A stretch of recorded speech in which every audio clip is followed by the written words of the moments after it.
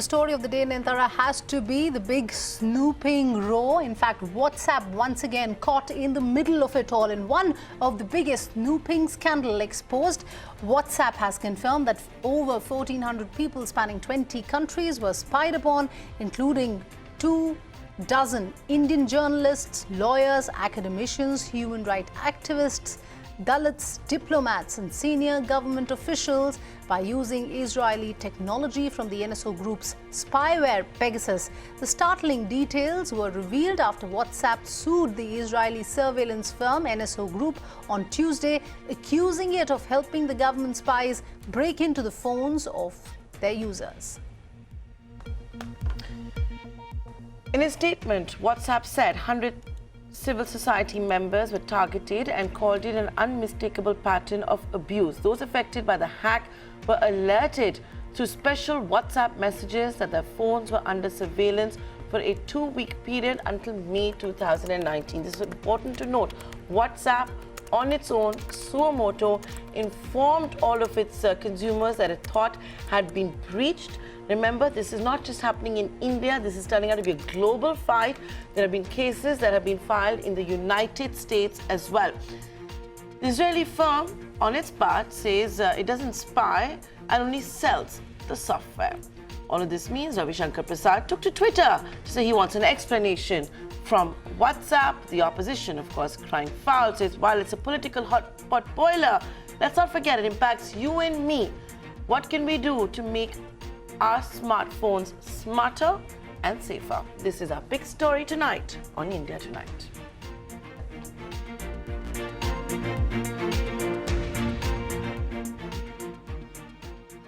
Wake up, wake up. This is what's happening to you. You're being silenced in Kashmir. You are now under surveillance, and that too from a country that the Prime Minister treats as a very special ally of his. And the Prime Minister of that country being a very close friend of his. And we are under surveillance. Lawyers, Dalit activists, journalists are under surveillance. What have we brought our country to? This is a new India. A new India which will live under constant fear and terror as to what is going to happen to you tomorrow. Surveillance is not done to help you. Surveillance is done to hurt you. It's an atrocious act done by the Israeli agencies. Government of India, which claims to have better relations with Israel, Government of India should explain. The Prime Minister should explain. Mr. Amit Shah, the Home Minister, keeps talking so loud on the security of the nation. Is it not breach of security and interference in the affairs of our own country, who has given them the right to snoop our activists, our journalists, our citizens?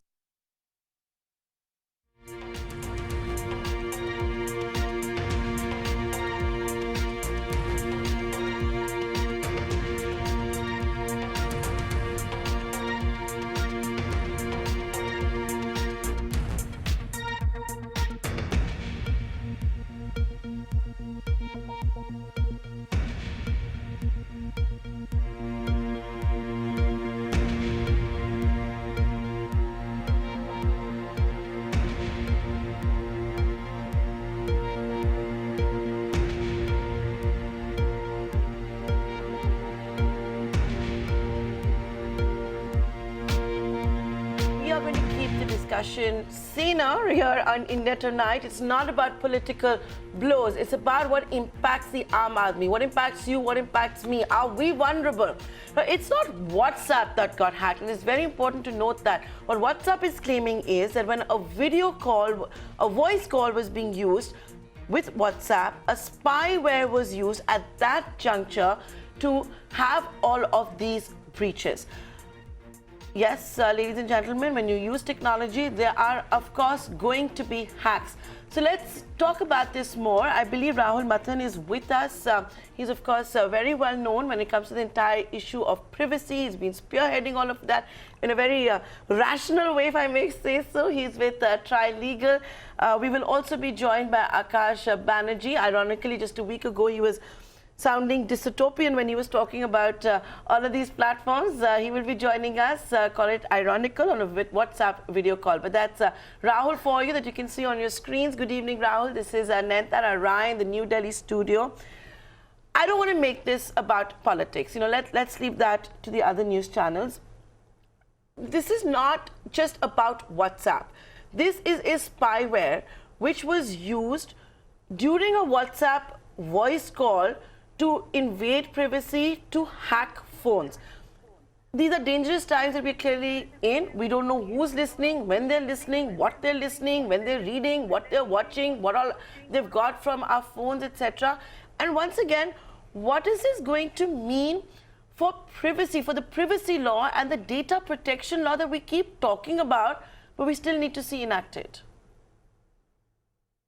So, look, Nayantara, I mean, what we're talking about is a spyware company exploiting a vulnerability and implanting spyware onto the phone. So I'd like to correct a few of the things that you said. One is that the call did not happen, or it doesn't need to happen. As long as a call is initiated, this is when the vulnerability was there. The vulnerability has since been closed. But while the vulnerability was there, if a call is initiated, even if the call doesn't go through, just by virtue of initiating the call, a malicious piece of software can be deposited on your phone.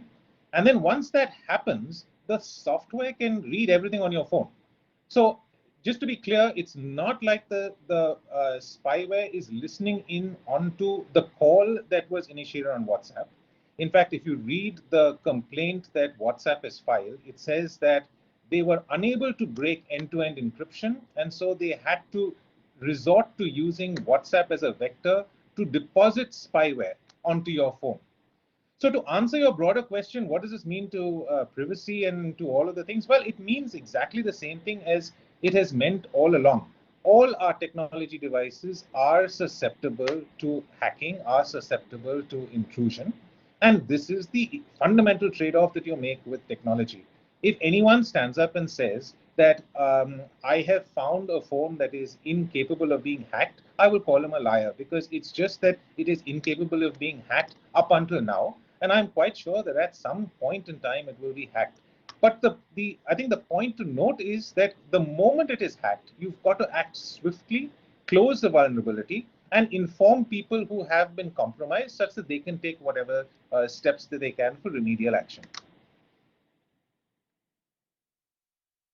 Akash Banerjee is also joining us on the show. Akash Banerjee, hi, good evening. This is Ruchi Bhatia. Let me ask you, the Israeli company NSO is saying that they just develop this spyware Pegasus and then they sell it, to their respective customers. I want to ask you, irrespective of whose handiwork is it, who's buying the software, who's selling the software, at the end of the day, it is people like you and I who are at the receiving end. Our privacy is getting hampered, is getting hurt. So what should one be doing, in a situation like this? How can you escape out of this kind of a situation that we're seeing, and this even as the government is still working on that data protection law? Well, when you're saying you and I, let me make a clarification there. It must be you, not I, because as far as I know, they haven't targeted satirists and comedians yet. That might happen very soon. But what we do know is that the kind of people who have been targeted, and I think that is, on a serious note, the more worrying point. What we know as of now, according to the latest news reports, 15 confirmed cases. And all these people who have confirmed are activists, lawyers, and scholars. And remember this debate that we were having about, national security and why national security is so important, and that's why the government should have access on all electronic communication.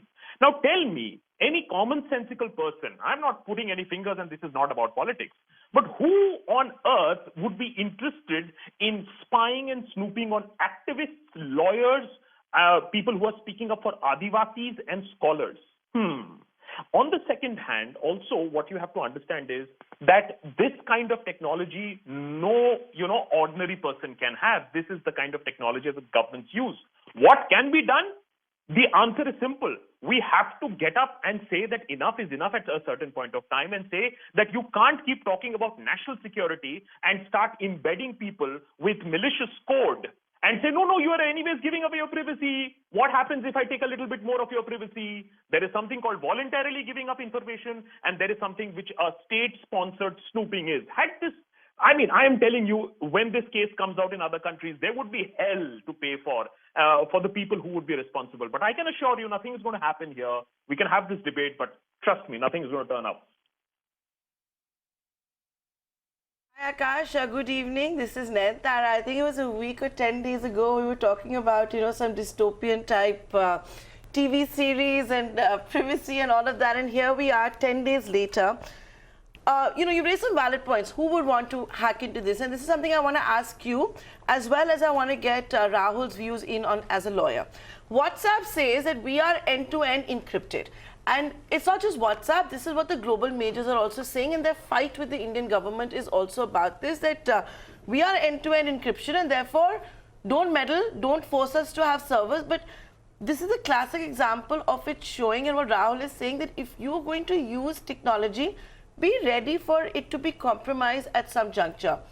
But that's not a good enough argument for civil society. Okay. You know what? Of course, this is not about politics. I think Mishi Chaudhary, who's also a tech lawyer, has put it very well. It doesn't matter which party is in, I'm quoting, it doesn't matter which party is in power. The lure of using tech for control is being that of course is being practiced by the Chinese government and perfected by the help of the Israelis. Be wary of those who want to sell you Aadhaar facial recognition for national security. So while it is understood that there would be a trade-off, that every technology has a flaw in it that could be exploited, but I'm not an educated guy, I'm a simple guy on the street. My understanding is that technology is misused by anti-social elements, by hackers, by anti-national elements. But when the evidence is pointing otherwise, that is when you start worrying that if my technology is being misused by people who have far-reaching powers, then you have to start getting worried. So I'm not going to hide behind this technological jargon that you have to have technology, so there is a trade-off, and hence this is happening, and we have moved immediately when it has happened. When the damage has been done, 1,400 people and counting, 40 journalists and counting. We don't even know how big this is. So let's at least for academic purposes, again, I'm saying nothing is going to turn up after this. Nobody is going to be hauled up. Nobody is going to get resigned. Nobody is going to get sacked. But at least for academic purposes, please understand what is being done. The same dystopian argument that we made. The state has always tried to reach out. Now we are seeing the deadly technological impact, and the state is using all resources to get to people who are uncomfortable for the state. Let's at least admit that much. All right. Let me get, Rahul's view in on that. Rahul, do you think the government, in a way, is justified when they're seeking a reply from WhatsApp? They've given them timeline till the 4th of November, and this at a time when WhatsApp has been, giving that explanation to the government time and again that it's end-to-end encrypted, and still something of this magnitude happens, which puts the privacy of many, many people at risk.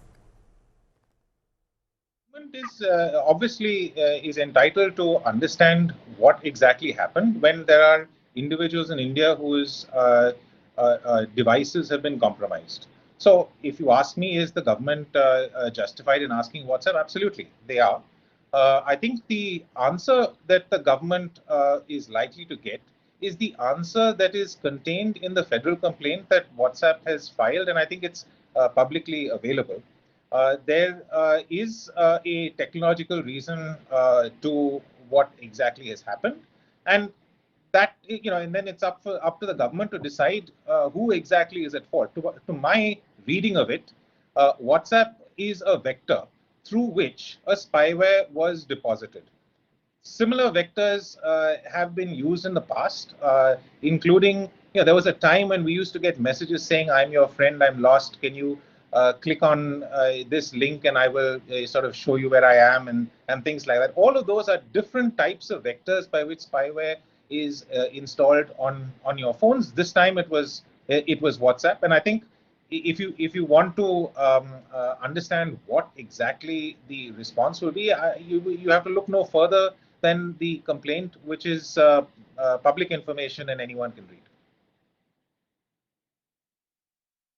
Rahul, this is Nayantara once again. Now, I want to take forward from what the WhatsApp global chief, Will Cathcart, has also written. It's an op-ed that has come out in the Washington Post.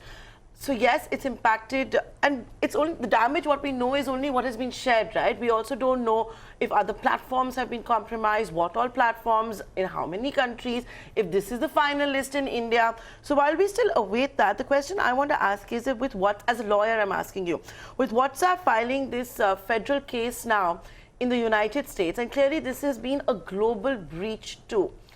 As far as the Indian laws go, and does this go beyond WhatsApp? Once again, coming back to the entire Supreme Court case about privacy, you're seeing a lot of the global majors that are part of this. What is the recourse for all of those who have been breached? And at the end of the day also, and which is particularly sad, we don't even know if we are being spied on by our smart TVs, our smart watches, smart weighing scales. We have no clue. Now you're connected cars also. So let me answer. So look, are you being spied on by your smart TV? It's probably a different. The word spy needs to be used in a different context when it comes to the information that your smart TV captures and the information that Pegasus captures when it has infected your phone. The way I understand Pegasus works is that Pegasus is not a software that works without the intervention of NSO. So in order to make Pegasus work, NSO has to target your phone, infect your phone with the spyware, and then they use what they call C2C servers, which is command and control servers, to actually extract information out of your phone. So it is a very targeted attack, and the targeted attack, to the best of my knowledge, and this is just reading the WhatsApp federal complaint, that attack needs to happen with the connivance of NSO. And this is the reason why there's a complaint against NSO. So NSO manages the C2C servers, extracts the information, and hands the information out to their client. My understanding is that NSO actually licenses the software. So if there is someone who wants to spy on someone else, NSO will then say, look, I will give you a license to spy on 50 people. They will then manage the process of infecting the phone of those 50 people, extracting the information and passing that information on. So I think the reason why there is a complaint is because of NSO's active involvement in the whole process, and that's the reason why they could file against NSO. Most spyware is just they're just software that you can pick up on the dark web or elsewhere. And anyone can use it to infect someone's device and collect information out of it. But this one, actually, my understanding is it actually needs NSO or this entity that's administering it to be a man in the middle, in a sense, between the ultimate client and the infected target. Right. Akash Banerjee, I have one question to ask of you. I understand the point that here WhatsApp is the vector and their technology was breached. But, does it also, it's all, I mean, of course, coming in at a time when the government has been reaching out to WhatsApp and asking them for various, parts and details on their encryption technology as well. But having said that, this is also coming in at a time when the government was trying to get into this whole issue when the mob lynching incidents were happening. And on top of it, WhatsApp is also seeking a payment license in India as well. Does it highlight the kind of vulnerabilities that are there on the WhatsApp platform in case they are, given this license? Just, Rahul, and I can understand why it's lawyers are so slick and smooth.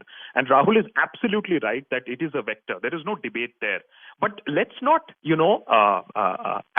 say that all is hunky-dory as far as WhatsApp is concerned. Two points that Rahul was a little economical on the truth.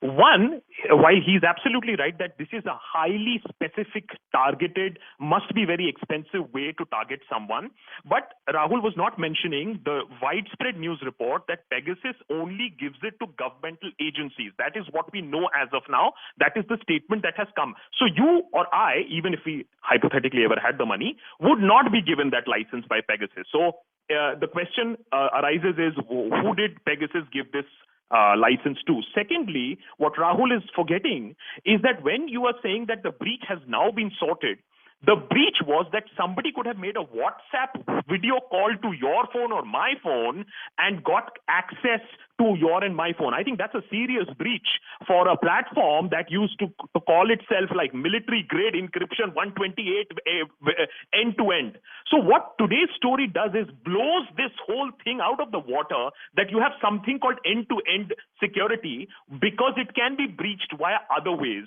Not technically end-to-end breaching, but it can be breached the other ways. And finally, the point is that, again, Nentara, I've always said this, don't look at one instance. Look at the flow, how it has been happening. Linkage of Aadhaar to social media, control over social media, control over who's posting what.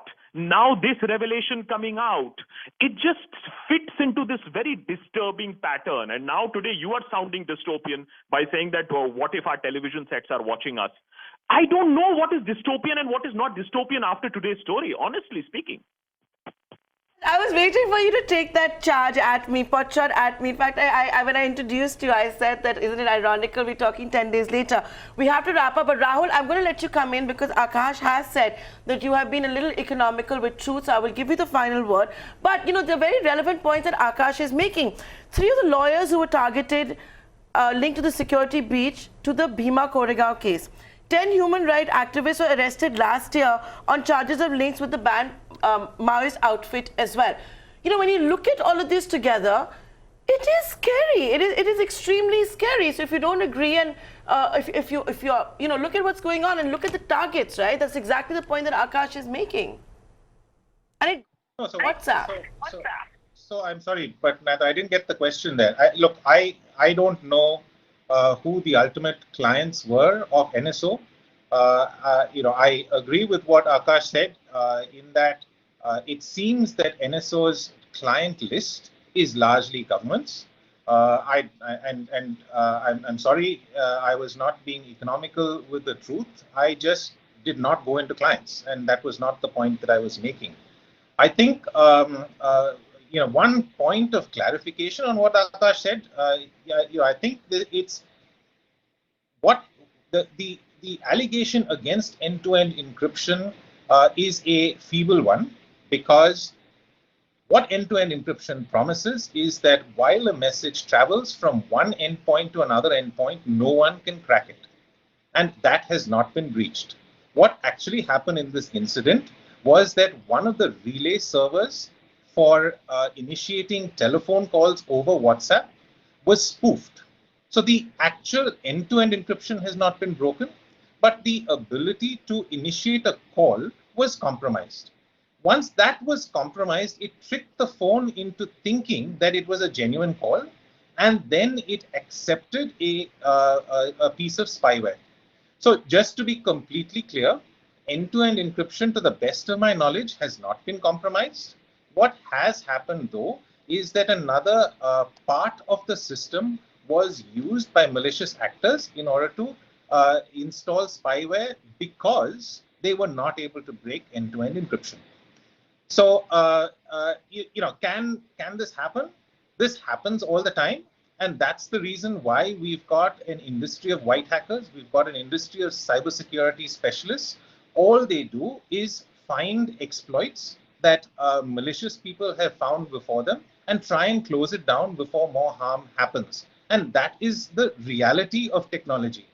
This is the way in which we've got to continue to use technology, which is recognizing the risk and shutting it down as quickly as possible before it can do widespread harm.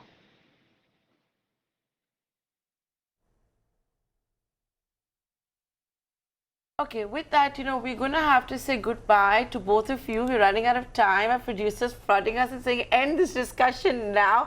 I think we could go on and on otherwise, but I'd like to thank both Akash as well as Rahul for taking the time out to joining us here on India Tonight to put it all in perspective. I think this is clearly going to be a developing story, and let's see what action is taken also from here on. We've seen WhatsApp file a lawsuit in the US. But as the Indian government has also made it clear, it's seeking a response. And like I said, this goes beyond WhatsApp. It goes beyond that because our spyware is being used on these platforms to make security And breaches. Mentara, this is coming in at a time when we are still waiting to hear from the government on the data protection law as well.